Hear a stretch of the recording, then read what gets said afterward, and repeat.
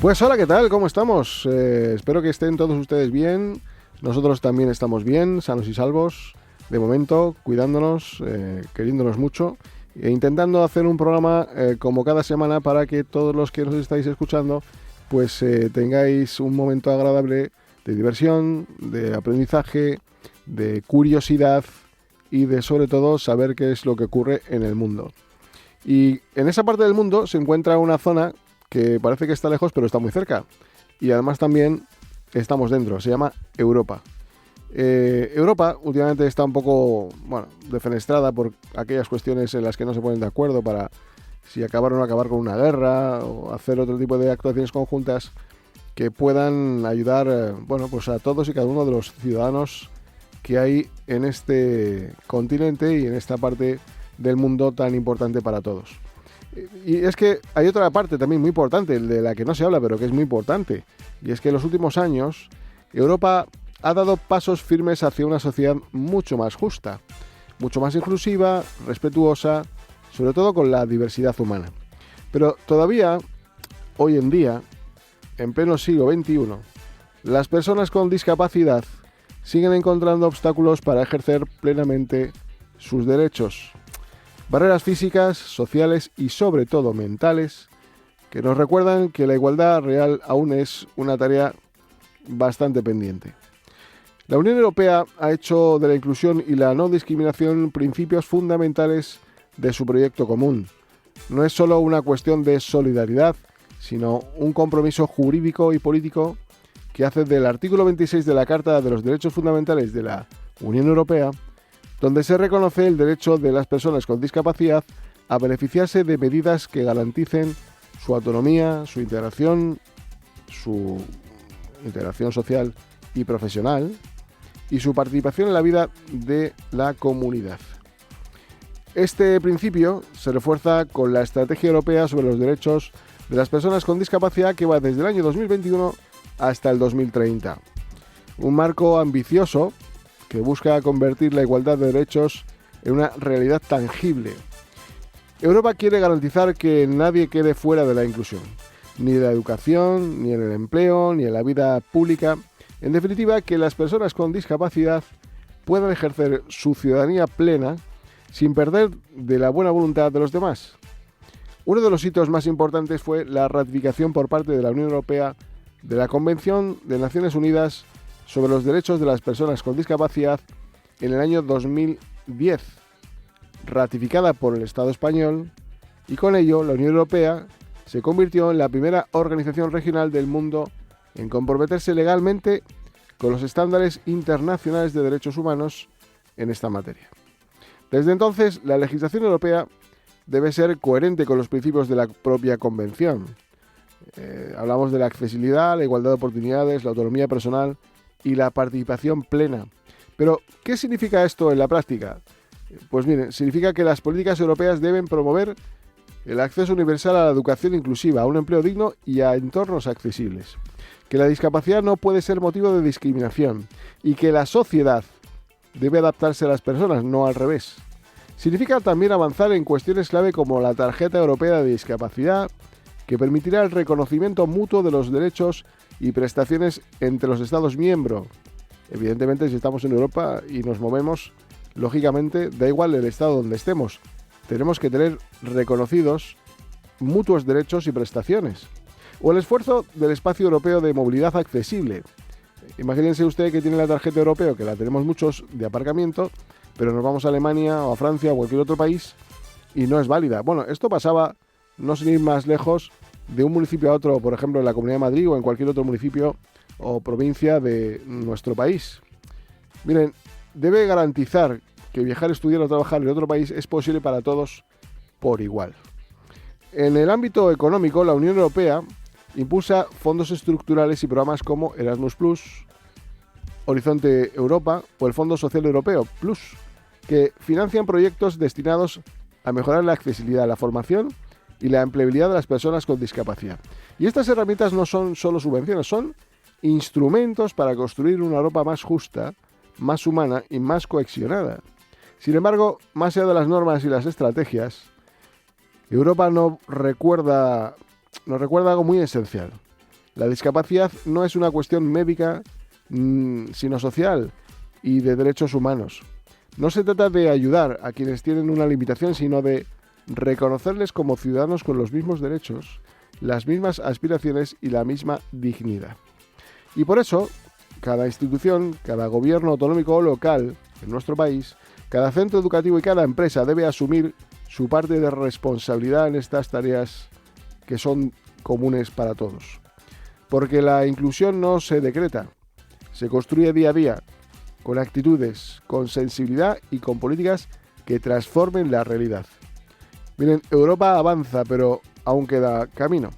La verdadera integración se alcanzará cuando la palabra discapacidad deje de ser sinónimo de diferencia y pase a ser un ejemplo de diversidad humana. Cuando los derechos ya no tengan que reivindicarse, sino simplemente vivirse. Desde este espacio queremos recordar que una Unión Europea sin barreras es una Europa más libre, más democrática y más humana. Defender los derechos de las personas con discapacidad no es solo una cuestión de justicia, es una forma de medir la calidad moral de nuestras sociedades. Porque en definitiva, una Europa que protege la dignidad de todos es una Europa que nos protege a todos. Bueno, pues nada, ahora vamos a hablar a un consejo que nos va a dar nuestra logopeda del Centro de Atención Temprana Pasito a Pasito. Y bueno, a ver, ¿qué nos cuentas? Buenos días, Javier. Soy Alicia, la logopeda del Centro de Atención Temprana Pasito a Pasito. Como comentabas, vivimos en una época en la que las pantallas forman parte de nuestro día a día, desde que nos levantamos, de camino al trabajo, mientras comemos, antes de dormir, es que están en todas partes. Y algo que cada vez me preocupa más es ver a los peques con el móvil de sus padres, ya sea en el metro, mientras están comiendo e incluso en el parque. No lo digo desde el juicio, ya que sabemos que criar es complicado y que a veces las pantallas ayudan a sobrellevar el día a día, pero sí que es importante reflexionar sobre su impacto. Sabemos que la Asociación Española de Pediatría ha actualizado sus recomendaciones y recomienda no usar pantallas de manera habitual en niños menores de 6 años, ya que su uso precoz puede afectar al desarrollo, al sueño, al cerebro y al bienestar en general. Desde la logopedia cada vez vemos más niños con dificultades en la atención, en la comprensión o en la comunicación social, y es que muchas veces el uso excesivo de pantallas tiene algo que ver. El lenguaje se construye en la interacción, mirando, escuchando, repitiendo, jugando y conversando. Es en este intercambio pues donde los niños desarrollan su comunicación, y las pantallas, aunque entretienen, no ofrecen esa respuesta humana que el lenguaje necesita. Por eso, desde el Centro de Atención Temprana Pasito a Pasito, acompañamos a las familias ofreciendo orientación y estrategias para favorecer la comunicación y el desarrollo del lenguaje desde los primeros años. Si quieres más información, podéis encontrarnos en calle Ramón Power 54, escribirnos a cat@fama.org o llamarnos al 623 757 050. Muchas gracias. Gracias, Alicia, gracias por ese consejo maravilloso, gran profesional. Ya saben, ahí tienen grandes profesionales que pueden ayudar a paliar la discapacidad de los menores o incluso pues a evitarla. Y ahora vamos a comenzar con nuestro primer bloque, que como ustedes bien saben, la editorial versaba sobre Europa.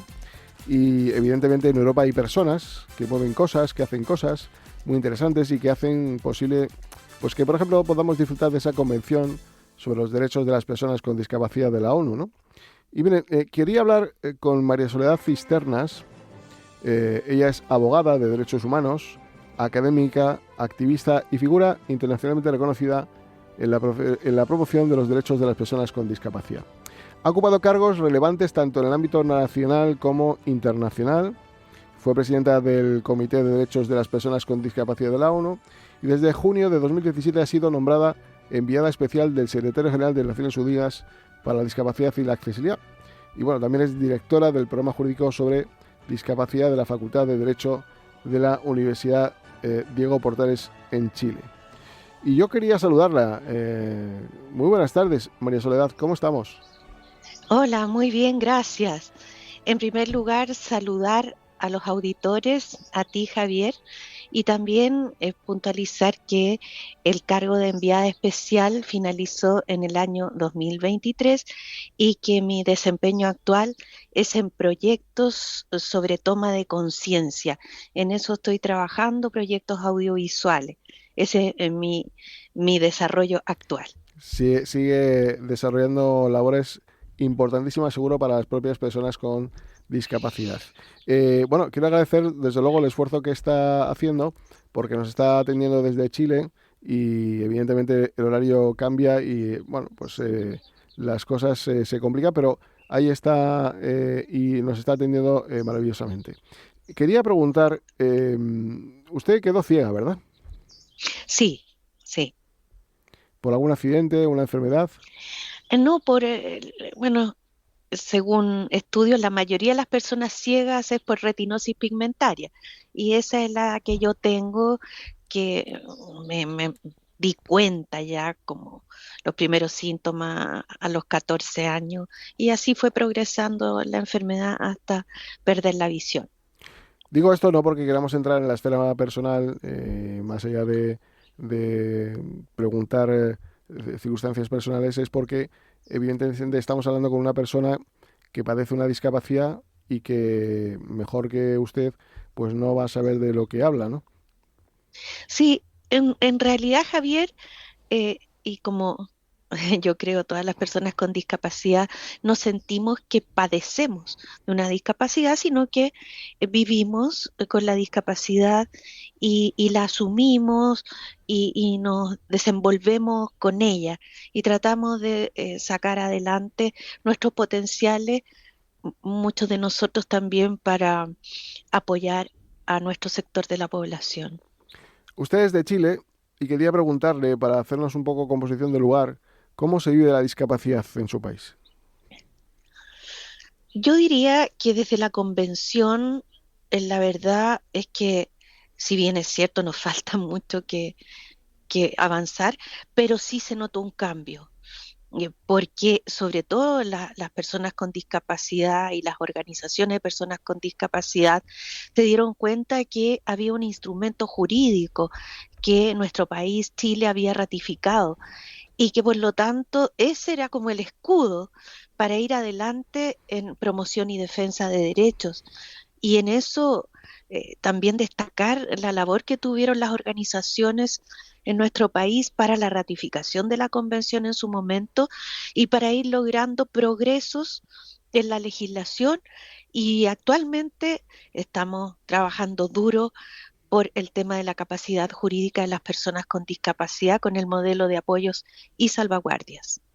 Entiendo que hay esa fase de formación, de preparación, y llega un momento en la vida pues que uno debe considerar que marca una decisión, cualquier circunstancia para dedicarse a la defensa de los derechos de las personas con Mm. discapacidad, ¿no? En este caso, ¿cuál fue su decisión que le marcó directamente a... Mira, qué buena pregunta porque nunca me la habían hecho. Ujú. Y la verdad es que esto se produce porque, bueno, por un lado, mi vocación de toda la vida, sin saber que iba a tener discapacidad, era el de ser abogada, el derecho. Y por otro lado ocurre que quedó ciega. Entonces, bueno, hay un momento, ¿no es cierto?, de impacto inicial. Era muy buena alumna yo, salí con mucha honra y distinción ahí. Entonces, llegó un momento en mi vida que me detuve y pensé, esto tiene que tener un sentido que es cruzar un área en la que no ha habido mucho avance, mucho estudio, estoy hablando de muchos años atrás, Ujú. y por otro lado, el hecho de que yo haya estudiado derecho. Y al cruzar eso, empecé a estudiar, a estudiar, a estudiar, que era mi capital humano, ser estudiosa, Claro. y empecé a aportar, aportar. Participé en el comité ad hoc que elaboró la Convención sobre los Derechos de las Personas con Discapacidad y decidí que, en verdad, sin desmerecer, ¿no? Abogados para hacer eh, los típicos litigios, escritura, etcétera, había mucho, pero en esta área no. Y, y aunque sabía que no es el área más rentable, que digamos, porque no se valora lo Claro. suficiente, era importante mi contribución en esa área. Y decidí enfrentar nomás y seguir adelante y hoy día me siento muy contenta de la decisión que tomé. Y nosotros también de que la tomara, porque hace un buen trabajo. Mire, uno de los principales objetivos de este programa es, pues bueno, acercar un poco las instituciones a la ciudadanía, porque muchas veces no sabemos qué se hace ni en Europa, ni en la ONU, ni en muchos sitios, ¿no? Nos llegan noticias tipo titulares, cuando son cosas rimbombantes, pero no siempre es así. Entonces, yo quería preguntarle para quienes nos están escuchando, ¿qué es el Comité de Derechos de las Personas con Discapacidad de la ONU? ¿Qué hace y qué hace una persona como usted en ese comité? Y me refiero a cuál es su trabajo en el día a día. Bueno, eh, ¿cómo surge el comité? Porque cuando se elaboró la Convención sobre Derechos de Personas con Discapacidad, quedó claro que era necesario que existiera un órgano de monitoreo, así como lo tenían las otras convenciones, la Convención de los Derechos del Niño, por ejemplo. Y quedó entonces en el Tratado Internacional. Y luego que se lograron las ratificaciones de un número determinado de países, se convocó a este comité. ¿Cuál es la función principal? Revisar los informes de los estados partes, que son informes iniciales y luego son informes periódicos, y por otro lado, también en conformidad al protocolo facultativo, revisar las comunicaciones, eh, para decirlo en un lenguaje más entendible, las denuncias por violaciones de derechos individuales o grupales respecto de aquellos derechos que se señalan en la Convención. Entonces se analizan esos casos y se resuelven. El comité realiza otras labores, pero estas son las dos principales. Puedo agregar una tercera que también la considero importante, que es desarrollar la interpretación de ciertas normas para que así tengan directrices los estados, la sociedad civil, por ejemplo, capacidad jurídica, accesibilidad, mujeres y niñas con discapacidad, educación inclusiva de calidad, el derecho a la vida independiente y ser incluido en la comunidad, participación, etcétera. Entonces, son muchas labores. Ahora, ¿cómo se eligen los expertos? Que son 18. Se eligen en la conferencia de estados partes, los países presentan candidatos y los demás estados votan. Hay requisitos para ser electos y los que logran mayoría absoluta integran el comité y realizan las labores que ya he mencionado.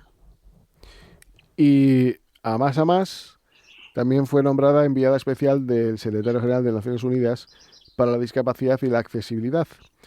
Eh, Sí, eso fue entre el 2017 y el 2023, ¿Correcto? donde la labor era distinta a la del comité, que la del comité es supervisión, monitoreo.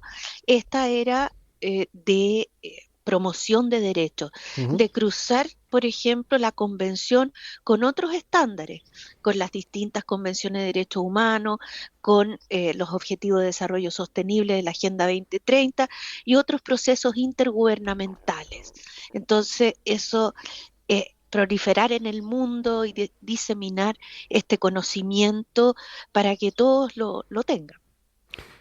Para que también nos entiendan nuestros oyentes, yo quería que pudiera usted explicar qué, Ujú. digamos, derecho genera la convención en un país que la ratifica y que, bueno, pues evidentemente tiene su Carta Magna, su Constitución, pero que por encima de ello está esta convención, no sé si con algunas limitaciones que cada Estado miembro quiera aplicar, porque la puede aceptar en su totalidad o excluir algunos puntos, pero ¿en qué medida puede reclamar que esa aplicación, que esa convención, mejor dicho, se lleve a cabo y en su caso, si no es así, dónde puede dirigirse? Claro. Bueno, las convenciones y esta convención de discapacidad está ratificada por 192 estados, lo que la transforma en prácticamente ratificación universal. Ha sido la convención más rápida en ser ratificada por los países. ¿Qué significa que la ratifiquen? Significa que adhieren a sus normas y la transforman en parte de su ordenamiento jurídico. Dependiendo del país, es si tendrá un rango supraconstitucional, constitucional o supralegal. En el caso de Chile, por ejemplo, es un rango igual a la Constitución Política de la República. No obstante esto, los países siempre hacen armonización interna en la legislación, porque una convención da los lineamientos, ¿no? Y el Estado, cada Estado internamente debe ir definiendo cómo implementa. Un ejemplo para que nos entiendan los auditores. Un tema complejo ha sido capacidad jurídica de las personas con discapacidad, que tiene que ver sobre todo con personas con discapacidades intelectuales y psicosociales.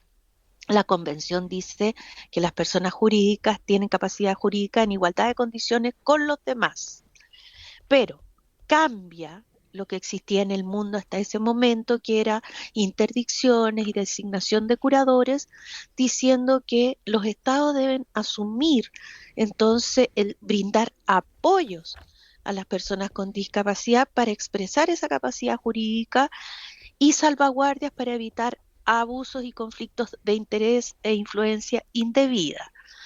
Entonces, esto significa, en un modelo puro como el que plantea la Convención, que no más curadores, no más interdicción, no más tutorías, sino que brindar estos apoyos y salvaguardias a la persona para expresarse no solamente en la celebración de actos y contratos, sino para el consentimiento libre e informado en tratamientos de salud o cirugías. Ahí, por ejemplo, hubo estados que hicieron reserva del artículo, reservas que las han ido sacando con los años, ¿no? Y en los países, los demás, han ido de a poco armonizando su legislación interna para que se sepa quién va a designar los apoyos, el cómo, el cuándo, en qué casos, etcétera, etcétera. A eso nos estamos refiriendo. ¿Qué ocurre si un país que ha ratificado la propia convención no la lleva a cabo? ¿La ONU puede de alguna manera intervenir, penalizar? ¿Qué puede hacer? Bueno, ahí hay tres procedimientos. Uno es esto, revisión o monitoreo de los informes que hacen los estados, y ahí el Comité de la ONU es súper independiente e imparcial en decirle a los estados qué es lo que considera que no están haciendo o que están medianamente haciendo, ¿ya? Y lo señala. Y ahí le establece recomendaciones a los estados. Ahora, el derecho internacional público de los derechos humanos no tiene la fuerza, digamos, de la coacción, la fuerza pública, pero sí la fuerza moral de una comunidad internacional que adhiere a esos principios y tratados, y los países tratan de cumplir. Pero además las organizaciones de la sociedad civil, con este escudo que yo mencionaba, luchan en sus realidades internas para exigirle a sus gobiernos que vayan cumpliendo, exigirle al Poder Legislativo que vaya cumpliendo con las mejoras legales si es el caso. ¿Ya? Segunda forma, yo les hablaba del protocolo facultativo. Se aplica cuando en el Estado una persona siente que sus derechos han sido violados, una persona o grupo de personas, y hacen la demanda o querella ante los tribunales de su país. Pasa todas las instancias y sale rechazada la pretensión de la persona jurídica o grupo, perdón, de la persona natural con discapacidad o del grupo. Y en este caso, la persona, agotando las vías internas, se puede dirigir al Comité sobre los Derechos de las Personas con Discapacidad, con la salvaguardia, y como señalaba, que estén agotados los recursos internos, salvo que demuestre que ha sido imposible ejercerlo por dificultades del país mismo y que no tenga otra instancia pendiente. Por ejemplo, si uno va al Comité sobre los Derechos de Personas con Discapacidad, no puede tener pendiente a la Corte Europea de Derechos Humanos, o la una o la otra. ¿ya? Y la tercera vía, que es menos conocida, es cuando hay una violación grave y sistemática de los derechos humanos. Supongamos que recuerdo un caso cuando en cierto país se habían restado beneficios sociales a las personas con discapacidad. En ese caso se hace un procedimiento urgente y se constituye una comisión del comité en el país respectivo y hace entrevistas, análisis en terreno y luego emite ahí un dictamen sobre lo que apreció y sobre lo que el Estado debería hacer. Esas son las tres vías. Cuando hablamos de una flagrante, bueno, pues actuación que se produzca de manera Masiva. masiva, sistémica, claro, en términos jurídicos, yo sé que es un poco complejo a veces lo que entendemos o lo que entienden quienes no conocen esos términos, a los que sí lo entienden, pero ¿cómo podemos definir esto? Bueno, la palabra ahí, el masiva, define mucho porque es una situación que afecta no a una ni a un grupo, sino a muchas personas, como era en el caso de una derogación legal de ciertas prestaciones sociales, como explicaba ese caso, dirigidas a personas con discapacidad. Ahí era masivo, porque estaban involucradas todas las personas con discapacidad en ese país que recibían prestaciones sociales. O, por ejemplo, si algún país dice acá no se aplica la educación inclusiva, ¿ah? Ujú. Entonces ahí también una violación masiva, ¿ya? Y es grave, pues, porque son derechos que asisten a las personas con discapacidad en conformidad a la convención y son derechos humanos. Sí, y sobre todo que al final es algo que afecta a su futuro y al futuro de un país, ¿no? Porque los menores no formados, no educados adecuadamente en el ámbito de la formación, me refiero, pues luego también serán más dependientes. En fin, todo esto va en perjuicio de cualquier gobierno. Mire, Claro. la ONU reconoce 195 países, de los cuales usted nos dice que han ratificado la Convención 192. ¿Qué ha pasado con Sí. esos tres? ¿Por qué no lo han firmado? En general, esos poquitos países son aquellos que se encuentran en situaciones internas muy complejas. Entonces, a veces hay desarticulaciones internas importantes, hay colisión entre poderes del Estado, eh, supongamos también una sociedad civil en general, ¿no? De discapacidad me refiero, una sociedad civil que lucha por derechos, regímenes entonces en que no se da fácil el tema de la ratificación. Hay países que aún teniendo situaciones complejas han ratificado la convención. Ujú.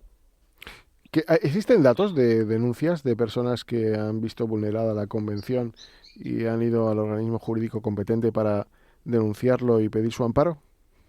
Sí, claro, claro.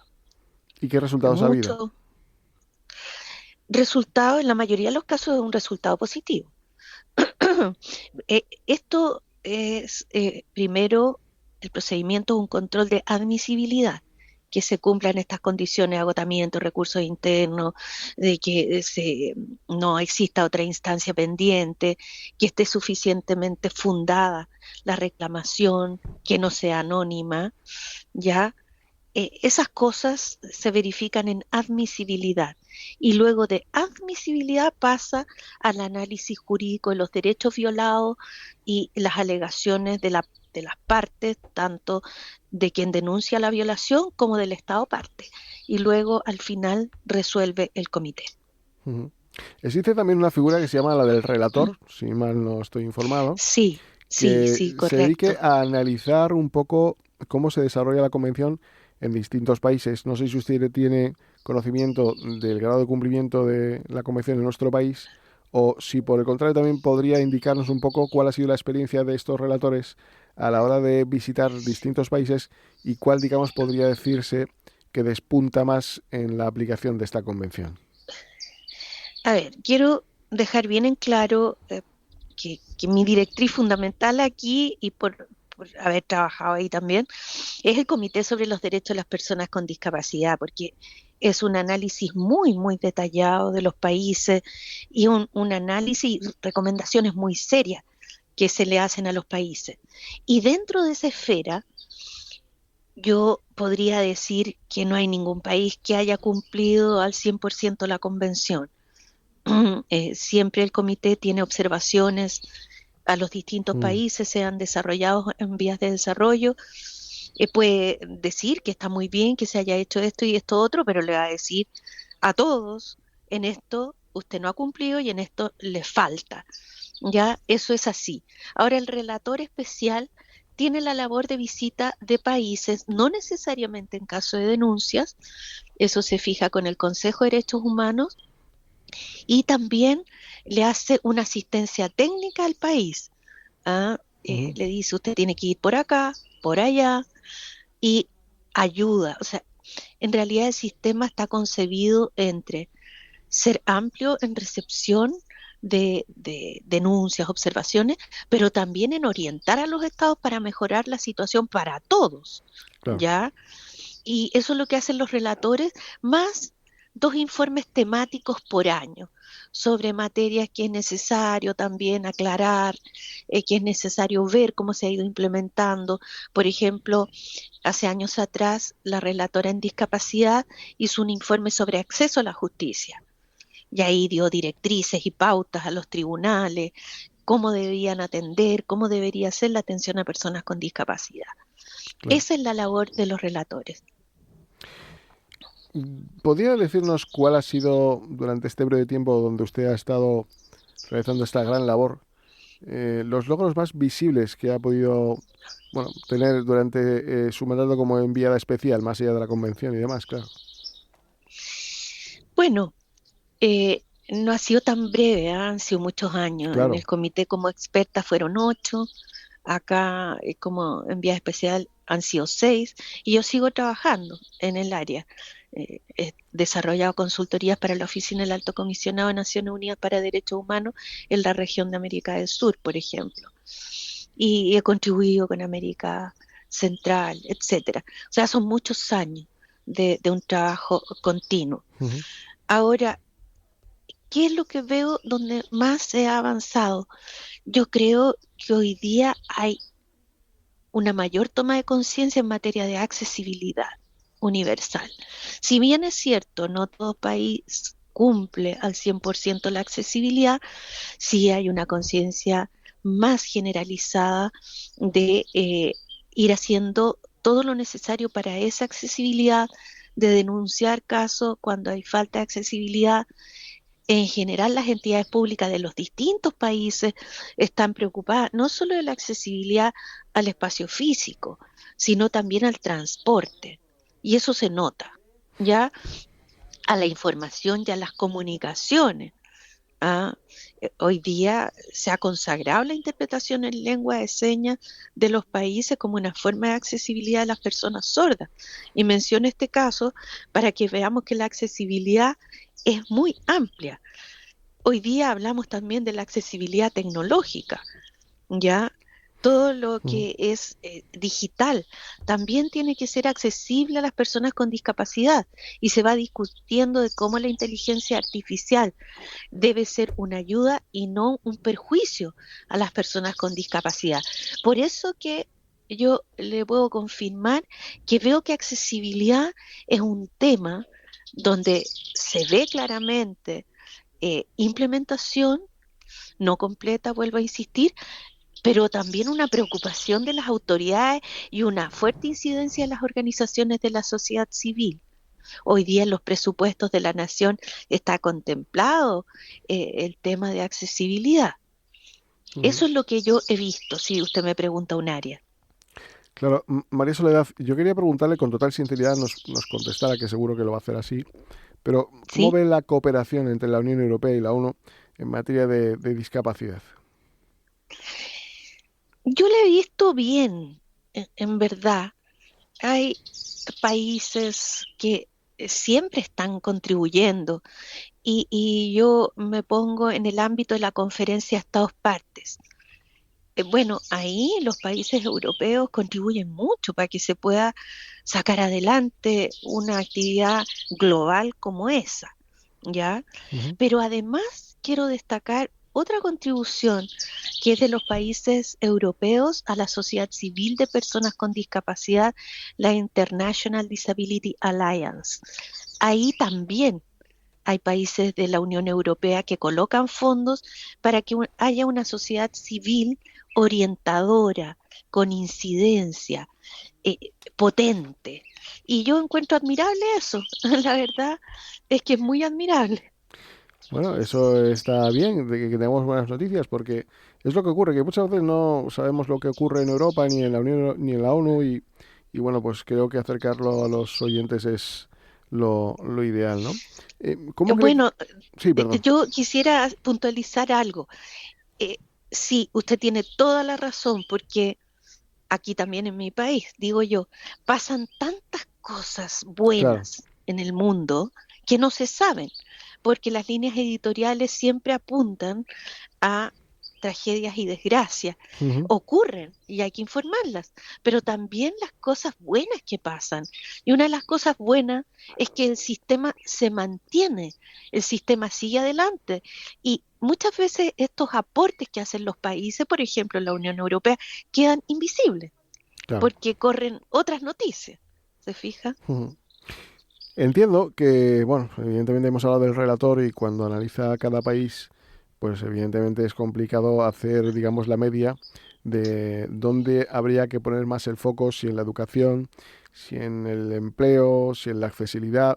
Aunque por otro lado también digo, bueno, en la accesibilidad yo creo que vamos a coincidir todos que es muy, muy problemático en todos los países y seguramente sea algo donde pues nos ponga el foco, ¿no? Y esa luz roja de decir, aquí estamos todos de acuerdo en que hay que hacer muchas cosas, pero más allá de la accesibilidad, que ya digo, puede ocurrir esto que estoy comentando, ¿dónde podríamos decir que la media del resultado de los relatores en sus análisis nos dicen que el foco hay que ponerlo más en infancia, en la educación inclusiva, en el empleo? En qué áreas concretamente podríamos decir eso? Bueno, quiero sí subrayar que la accesibilidad es pilar y puente para el ejercicio de derechos humanos y libertades fundamentales. Por lo tanto, además de ser un derecho, es realmente fundamental para que podamos hablar de educación, de trabajo, salud y el ejercicio de otros derechos. Resulta difícil, ¿no es cierto?, decir hay que apuntar acá o allá, porque todos los derechos al final son humanos y son importantes. Si hay un dilema, una encrucijada, bueno, yo la pondría en educación, en la medida que las personas con Ujú. discapacidad reciban la educación que se merecen, que les corresponde, ellos van a tener muchas más herramientas y elementos para promover derechos, para en sí mismo ejercer sus derechos y defenderlos si es necesario. Por lo tanto, allí, si me ponen entre la espada y la pared, pondría allí el foco. Y para finalizar, María Soledad, le quería preguntar qué mensaje le gustaría transmitir a las instituciones europeas, a las familias, en general a toda la ciudadanía sobre la inclusión real de las personas con discapacidad. Yo les diría que la inclusión real de las personas con discapacidad parte en cada uno de nosotros. Eh, no es una buena actitud decir, el Estado no hace, no hace, no hace. Siempre pensemos en lo que nosotros podamos hacer también. El Estado tiene sus obligaciones y la tiene que cumplir. Y por eso las organizaciones de personas con discapacidad hacen incidencia y las personas con discapacidad hacemos incidencia. Pero toda la sociedad, personas con y sin discapacidad, tenemos que pensar qué es lo que hacemos nosotros en el día a día, en la toma de conciencia, en promover que esta convención no es una isla dentro de los derechos humanos, sino un estándar integrado a todos los derechos, a toda la esfera social, y que esto vaya plasmándose en toda la comunidad. El trabajo de todos y cada uno en cada cosa que hacemos, ahí es donde está nuestra propia Ujú. contribución para apoyar toda esta maravillosa luz que se abre con la convención en relación a las personas con discapacidad. Eso es lo que te podría decir. Pues María Soledad Cisternas, nuestra amiga chilena, gracias por el trabajo que ha desempeñado hasta el día de hoy, por el que va a seguir desempeñando seguro, porque esto va al final en el ADN de cada uno seguro. Ella fue, presidenta del Comité de Derechos de las Personas con Discapacidad de la ONU desde el 17 al 23 y también fue nombrada enviada especial del Secretario General de Naciones Unidas para la Discapacidad y la Accesibilidad. Con lo cual, ahí es nada la experiencia y la responsabilidad que ha tenido durante tantos años. Gracias de todo corazón. Seguiremos en contacto porque seguro que habrá muchas cosas que nos podrá seguir iluminando y guiándonos por este camino que a veces es tan complicado como el que viven las personas con discapacidad. Gracias de todo corazón. Gracias, Javier, y gracias a los auditores. Gracias. Volvemos enseguida.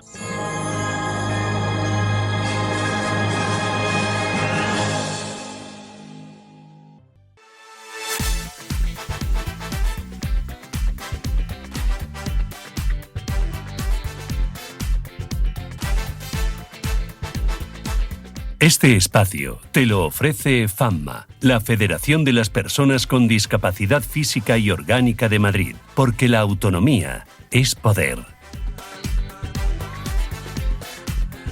Y bueno, pues como lo prometido es deuda, y aunque parezca mentira, todavía hay muchas personas que cumplen con su palabra y que son sensibles y que hacen muchas cosas por las personas con discapacidad, más allá de que, ahora sea necesario otras instituciones que también colaboren en ello, pero por lo menos en la parte que le toca al Ayuntamiento de Madrid ha hecho su trabajo y desde luego ese anteproyecto de ordenanza por la que se modifica la ordenanza reguladora del taxi del año 2012, justamente el 28 de enero de 2012, pues ha sido modificada a favor, por supuesto, de las personas con discapacidad, no porque vaya directamente a afectarles, sino que indirectamente con las medidas que se llevan a cabo, pues evidentemente directamente nos afectará, ¿no?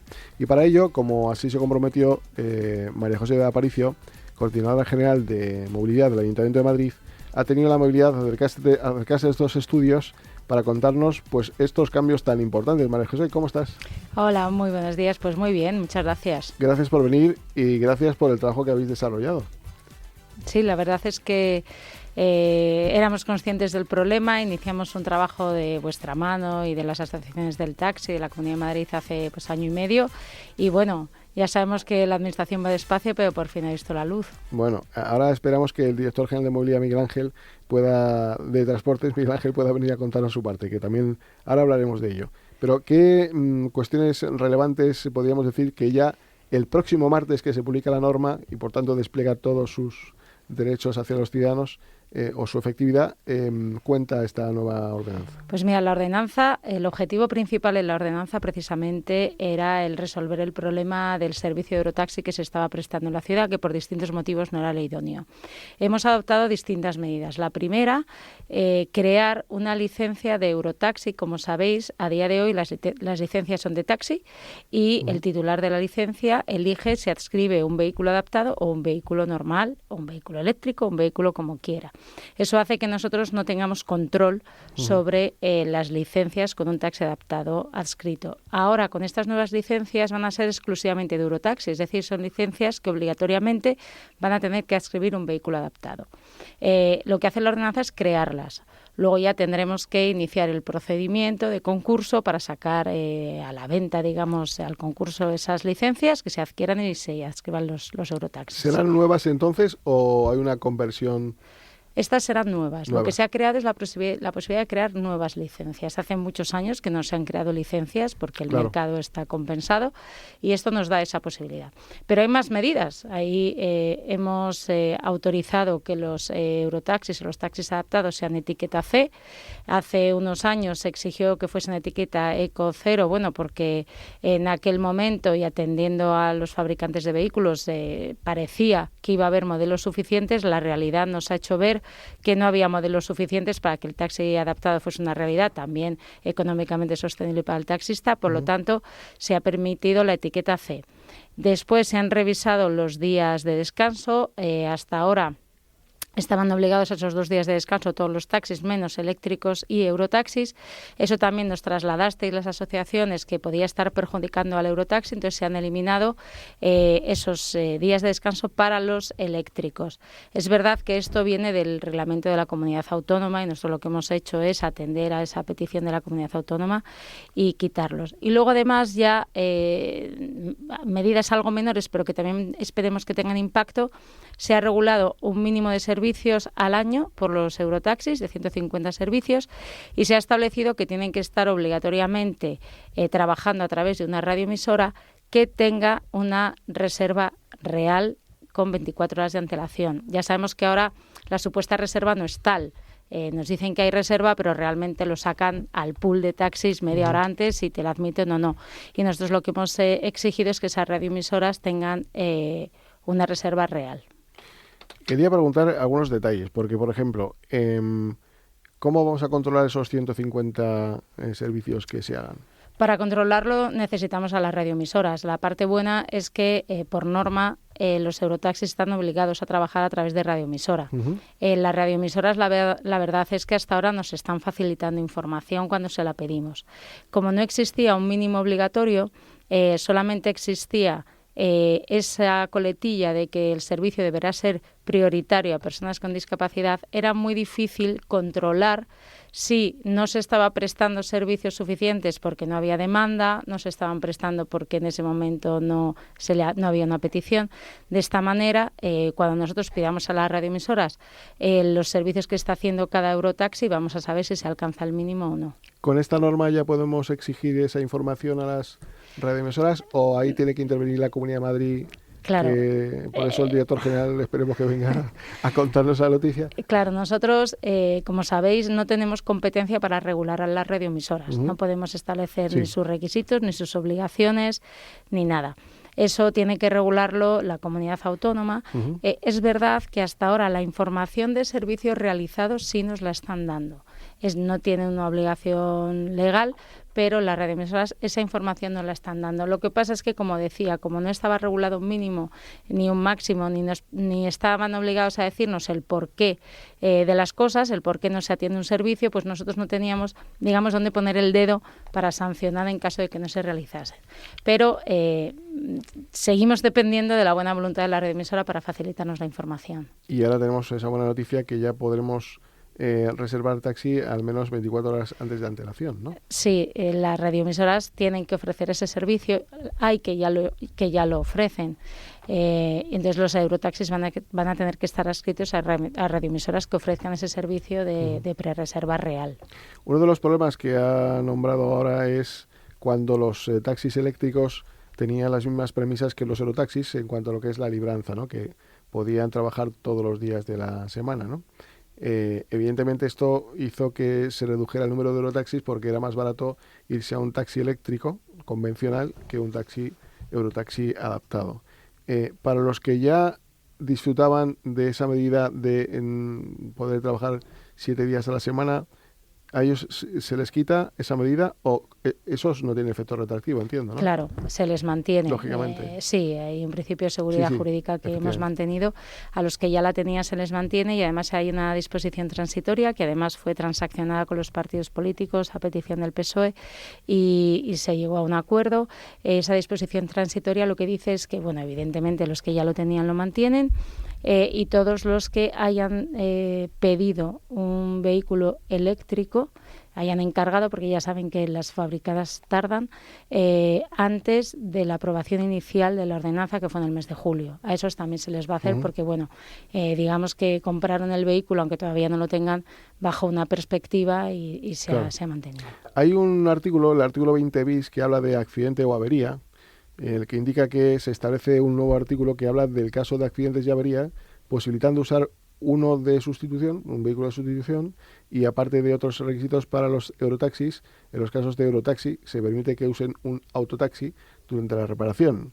Entiendo que eso tendrá un control, es decir, el taxista para hacer esa conversión, que no creo que sea tampoco muy fácil, porque evidentemente los taxistas tienen un coche, no tienen dos, pero bueno, si surgiera, que a lo mejor puede surgir porque tienen una flota o lo que sea, ese tipo de circunstancias tendrán que demostrar que eso es así, ¿no? Sí, el taxi de sustitución lo reguló el reglamento de la comunidad autónoma. Nosotros lo que hemos hecho es establecer una serie de condiciones para ejercerlo porque estaba siendo un poco confuso. Ahora mismo hay muy pocos taxis de sustitución en Madrid, hay como 6 aproximadamente, tampoco es una figura que se utilice demasiado y efectivamente se tiene que controlar que está en un taller de reparación.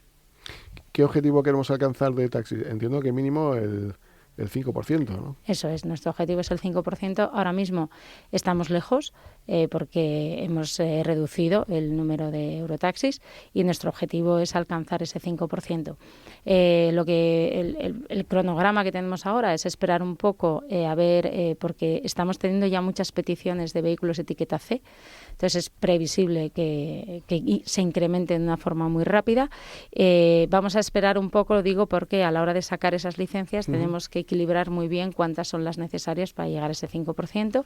Entonces esperaremos unos meses a ver cómo evoluciona el mercado, porque, como le digo, ya tenemos peticiones de Eurotaxi y etiqueta C y luego empezar a trabajar en ese concurso para sacar las licencias hasta llegar a ese 5%. ¿Hay datos de demanda ya de número de vehículos que han...? Tenemos ya peticiones de número de vehículos ¿Sí? etiqueta C que tenemos en espera, sí, tenemos en espera ya algunos. No sé decir exactamente cuántos, pero ya tenemos en espera. Hay otro artículo, el artículo 16, que habla de los requisitos del taxi, que suprime la antigüedad de los vehículos de 10 años.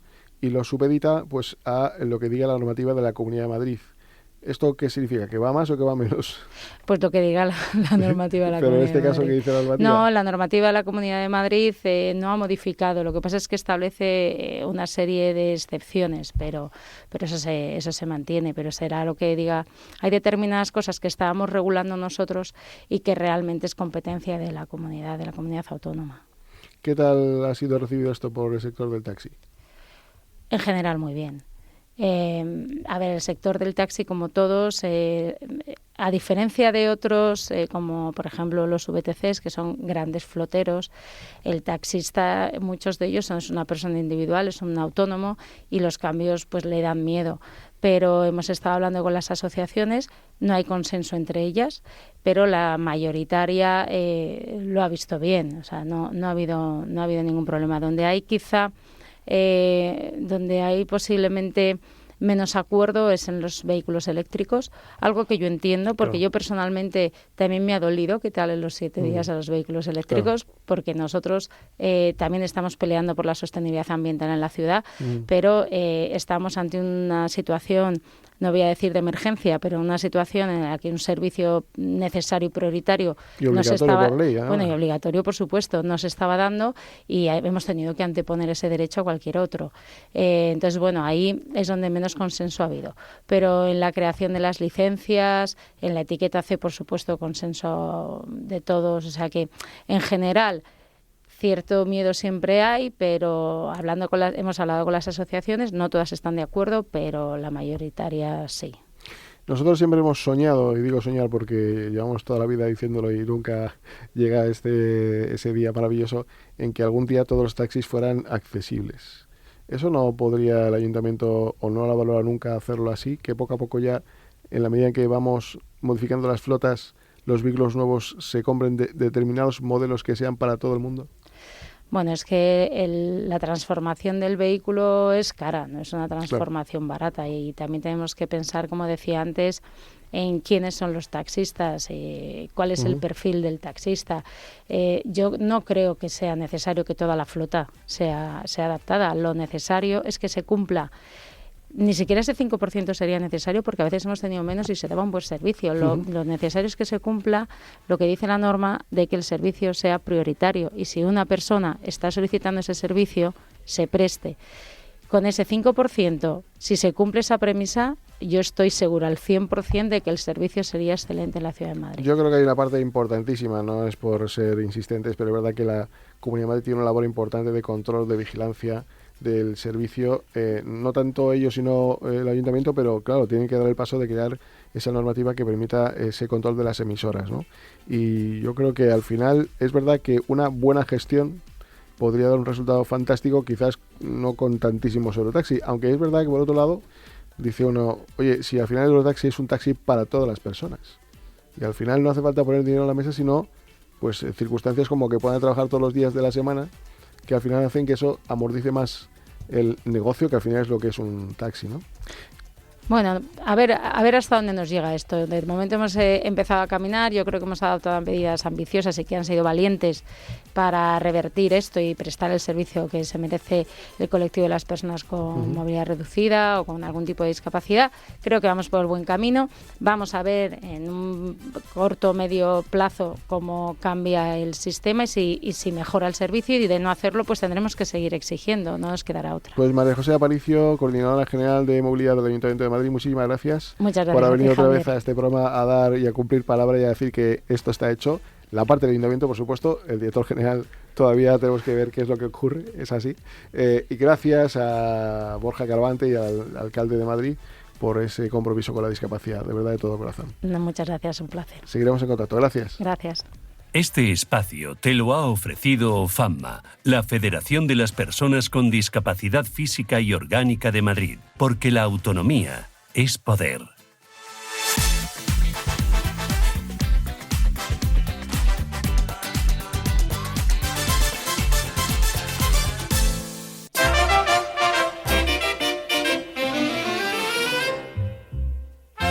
¿Cómo está el patio?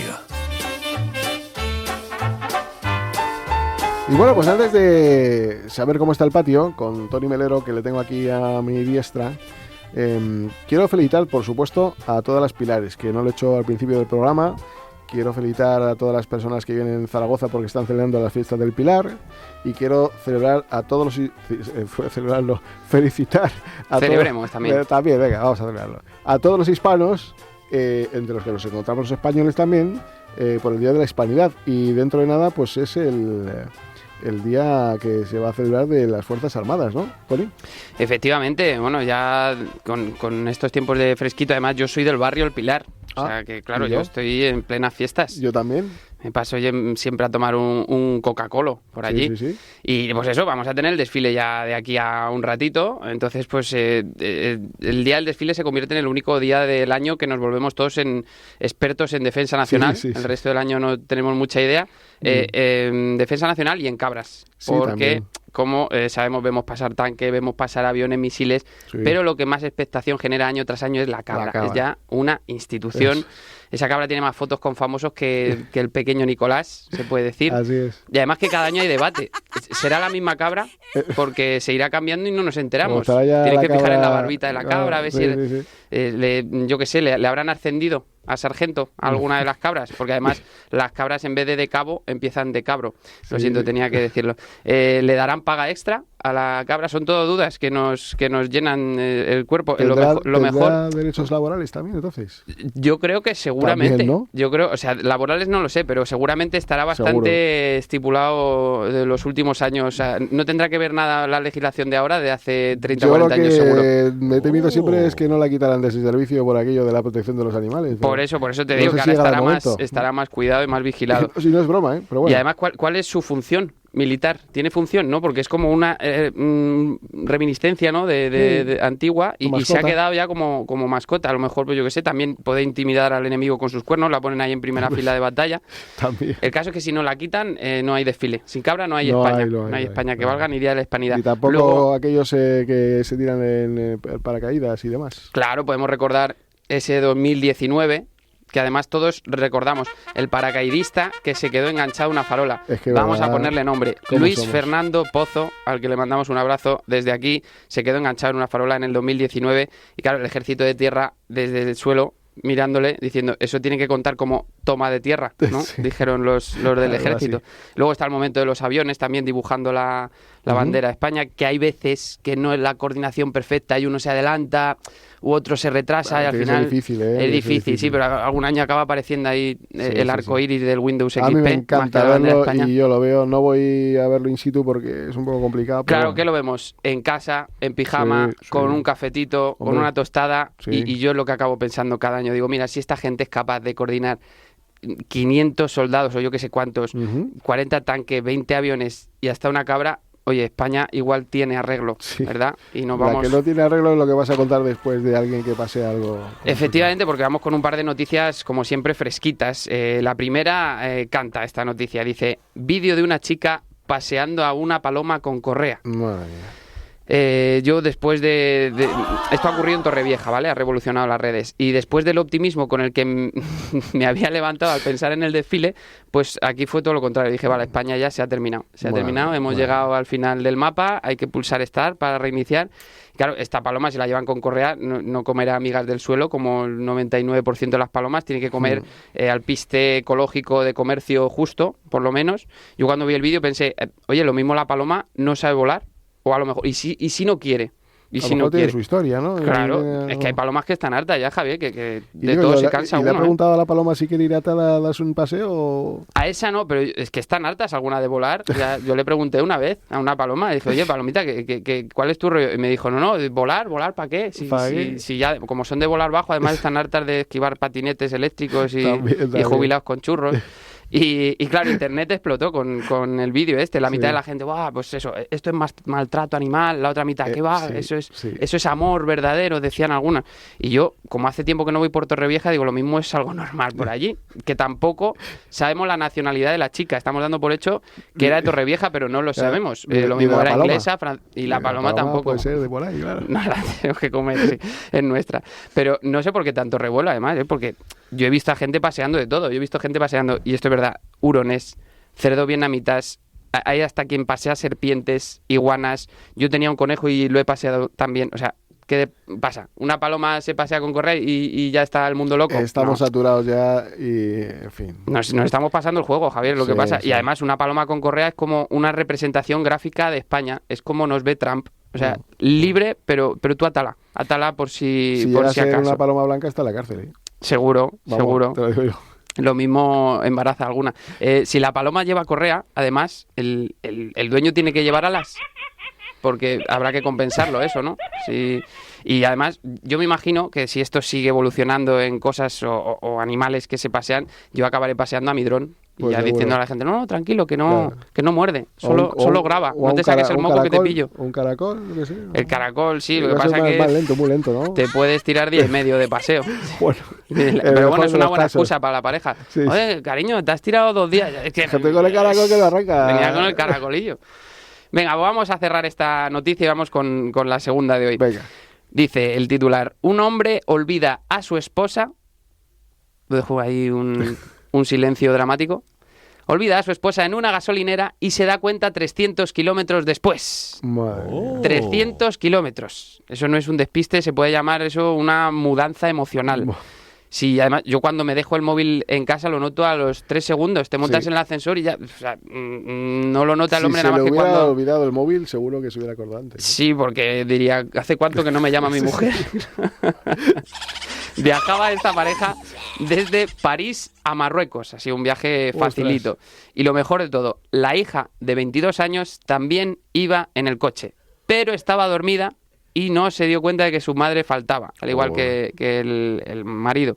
Imagínate el momento de despertar de la niña. Oye, papá, ¿dónde está mamá? Que he echado aquí una siesta de 3 horas y cuarto. ¿Mamá? ¿Qué mamá? La que me dio la vida, papá. Esa mamá, ¿no? Madre mía. Y esa es otra. El hombre no solo se olvidó de la mujer, sino que tampoco recordaba la gasolinera en la que la dejó. Cuando llamó a la policía dijo, solamente recuerdo, podías, yo qué sé, vale que no te acuerdes exactamente, pero puedes decir, era una Shell, una Repsol, claro. Perdón por hacer tanta publicidad, pero una gasolinera tal del kilómetro 70 al 105, y puedes dar acotar, ¿no? Un poco. Pues y la encontraron a las 4 de la mañana gracias al rastreo de su teléfono móvil. Después de 4 horas y media. Suena de cachondeo, pero y es verdad. Por la llamada de la mujer.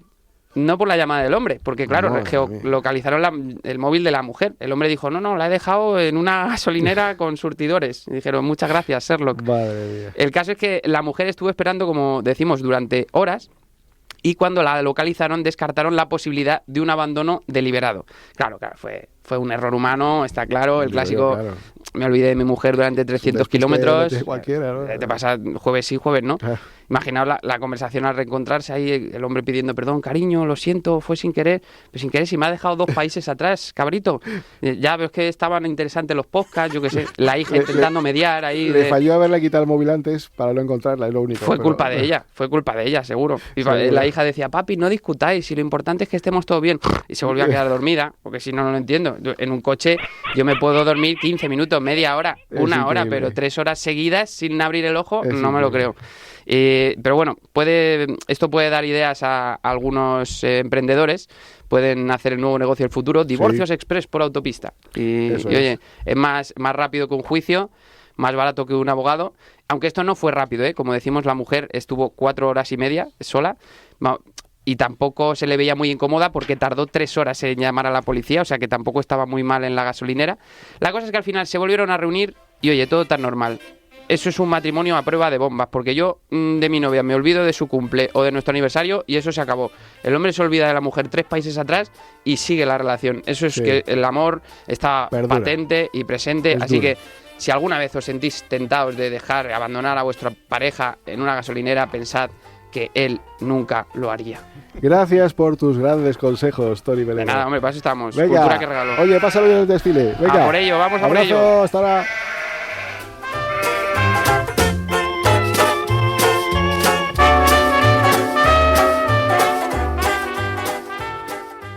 En Radio Intereconomía, Sin palos en las ruedas, dirigido por Javier Font.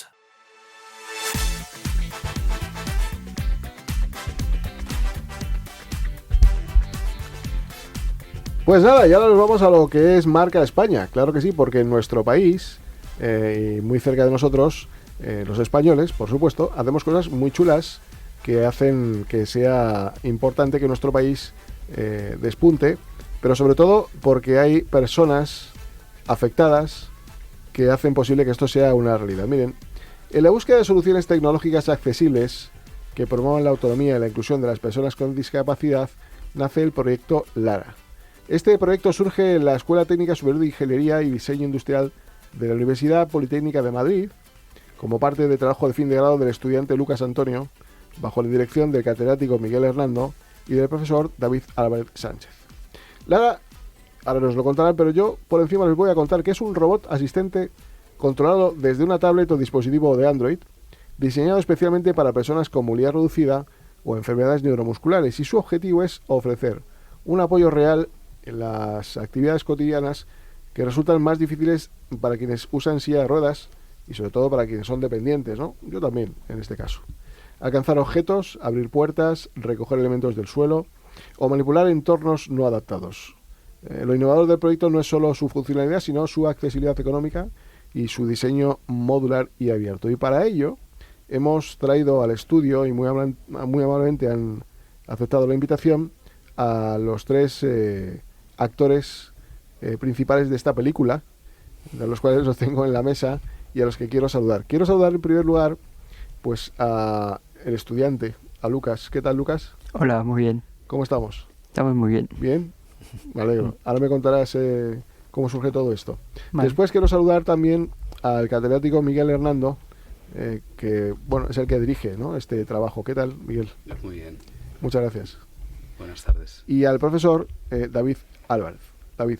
Buenas tardes. Buenas tardes, ¿qué tal? Lucas, ¿cómo surge este proyecto? Bueno, pues este proyecto surge, bueno, primeramente porque soy usuario de silla de ruedas y se me caen las cosas al suelo y no las puedo coger yo solo. Y bueno, siempre tengo que pedir ayuda y tal. Y bueno, pues con este proyecto pues se solucionaría eso, que puedo poder recoger las cosas yo mismo. ¿Y a quién presentas primero la propuesta del trabajo de fin de grado? ¿Al profesor o al catedrático?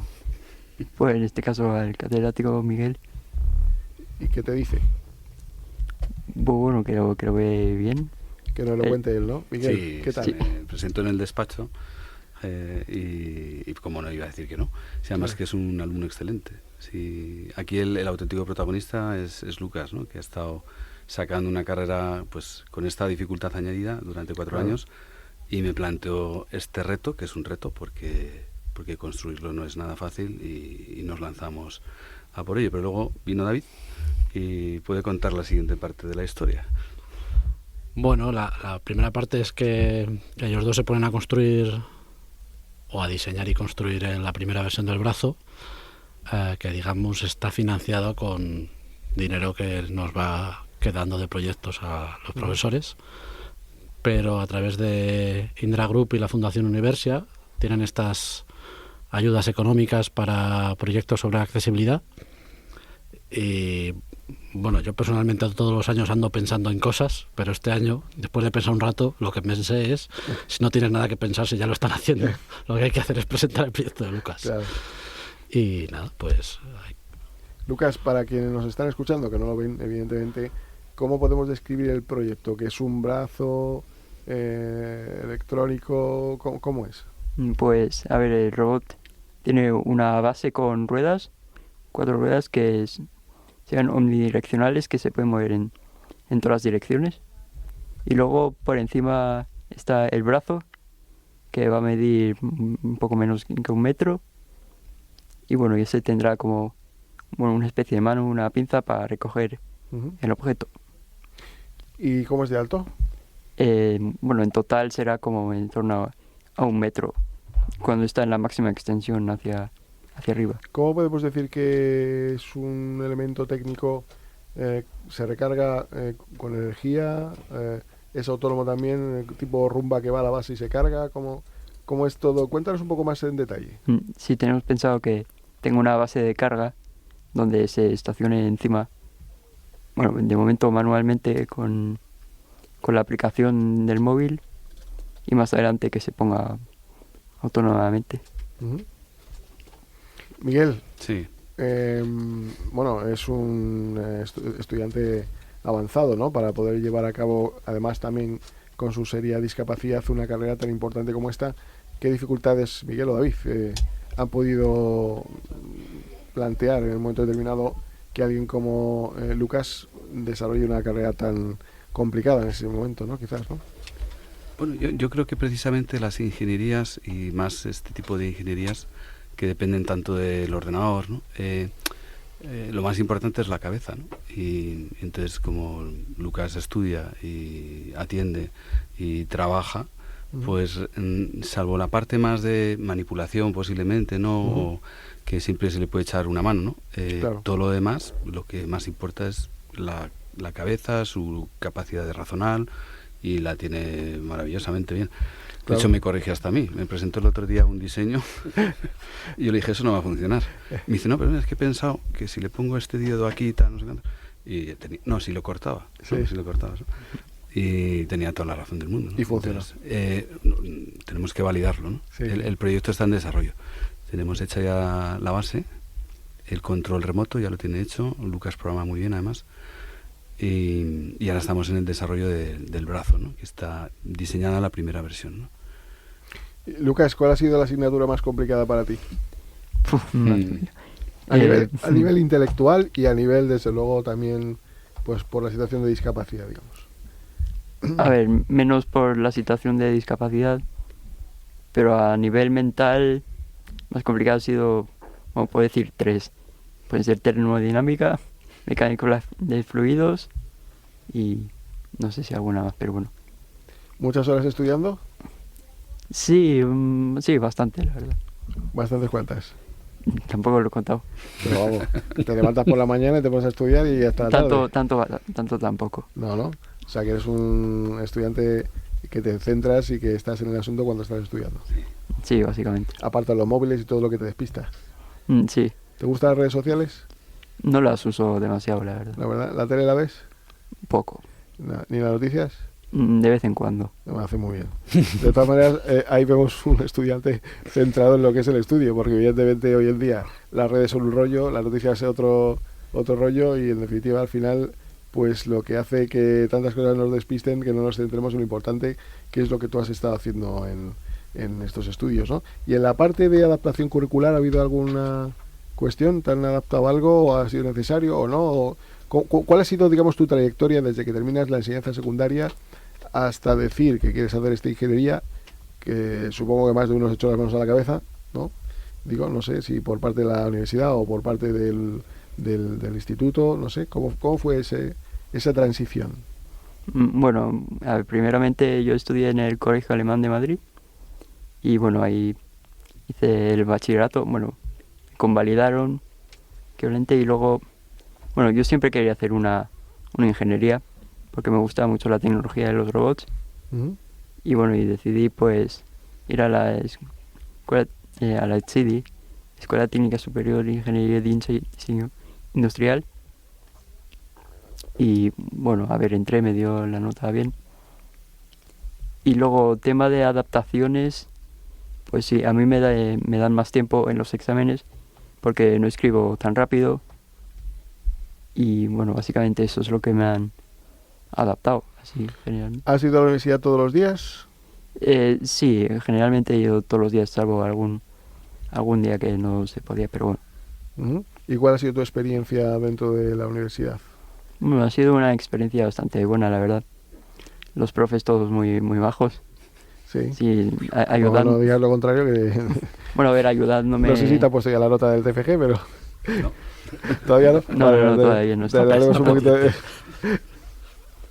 Pero a ver, sí, me han ayudado en todo lo necesario y bien, la experiencia. Son exigentes como con cualquier otro, entiendo. Sí. Sí, ¿no? Ahí como tiene que ser. Sí, claro. Oye, ¿has tenido alguna ayuda para moverte por el campus o para dentro de la universidad de toma de apuntes? ¿Algo de esto, no? ¿O no te ha hecho falta? ¿O te has asistido de tecnología también para ello? A ver, alguna vez he pedido algunos apuntes a alguien. Luego también en internet están muchos apuntes ya. Sí. Y bueno, si no... A ver, también he tenido un ayudante, pero ese no estaba financiado por la universidad. Yeah. Bueno, a ver, cuesta su dinero, obviamente, pero también había unas becas que me dieron para financiarlo. Sí, de esto hablamos hace un programa en el que hay una chica en la Universidad de Alcorcón, la Carlos III, Carlos III es, ¿no? Creo que es, que le hemos estado echando una mano también para que pueda ir a estudiar con un asistente personal porque no tienen esos recursos, ¿no? Es la triste noticia que nos deja siempre estas cosas, que al final tiene que ser la familia, tiene que ser los amigos, los alumnos que nos echan una mano y, bueno, evidentemente los buenos profesores con los que nos encontramos, que afortunadamente hacen posible que todo esto sea una realidad. Y ahora, una vez que has terminado el TFG, ¿qué hacemos con él? ¿Estamos pensando en llamar a alguna empresa, algo? ¿O?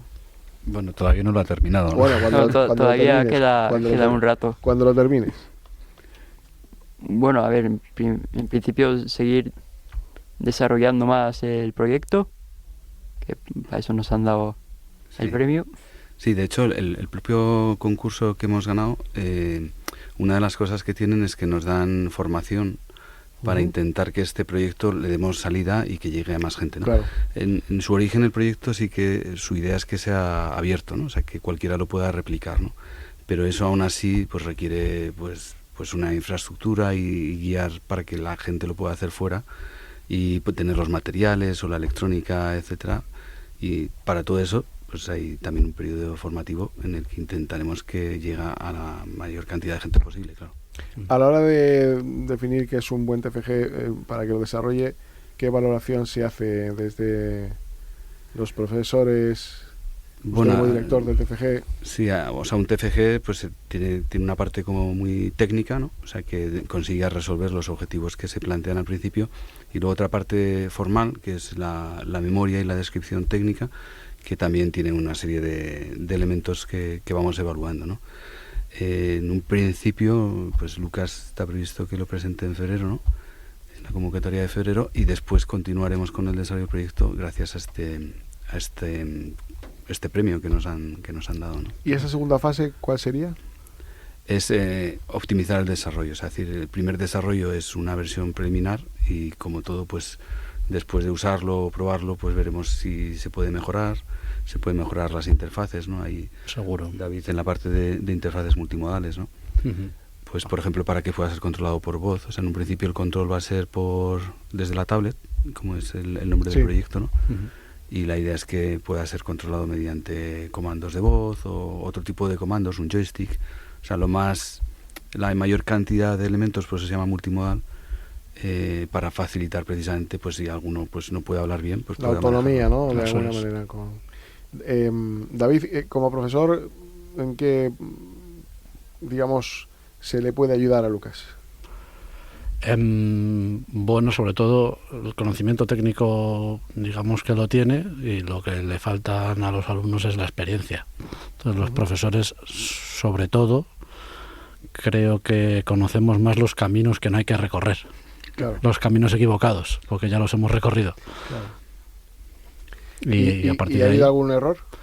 ¿O alguna redirección que haya sido necesaria aplicar? Bueno, como todavía estamos en fase muy de pruebas, claro, creo que irán saliendo en cuanto hagamos más pruebas. Eso es parte de la vida del ingeniero, que hacer pruebas, revisar dónde ha cometido errores, claro, y arreglarlos. No, eso no es un problema.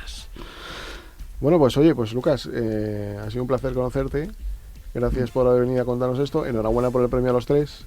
Que sigáis con esa ilusión y que se pueda replicar de tal manera que las empresas también digan que es una buena idea, porque es verdad que muchas veces se nos caen las cosas de los suelos a los suelos y es complicado.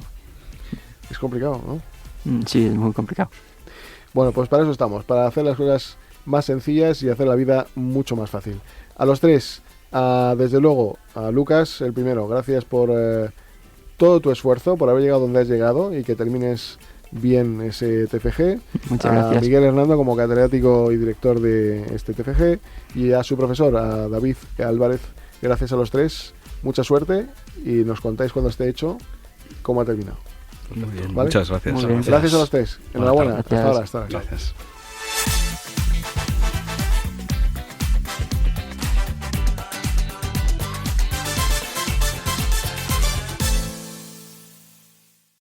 Piso de 90 metros, 4 habitaciones, acabados en mármol y muy bien situado. ¿Pero es accesible y adaptado para una persona en silla de ruedas como vimos? Sí, solamente hay un pequeño escalón.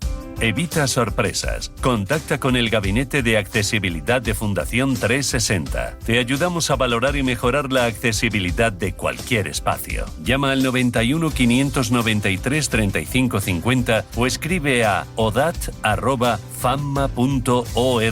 con el apoyo de Fundación Montemadrid y CaixaBank.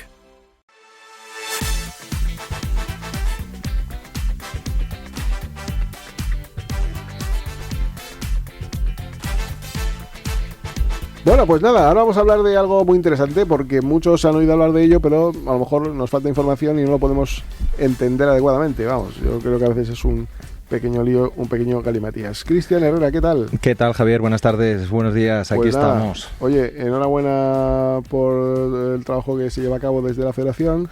Y hay una cosa importante que muchas personas habrán oído, que es el de la ley de la dependencia y de autonomía personal. Hay una cuestión que se llama incompatibilidad de las prestaciones.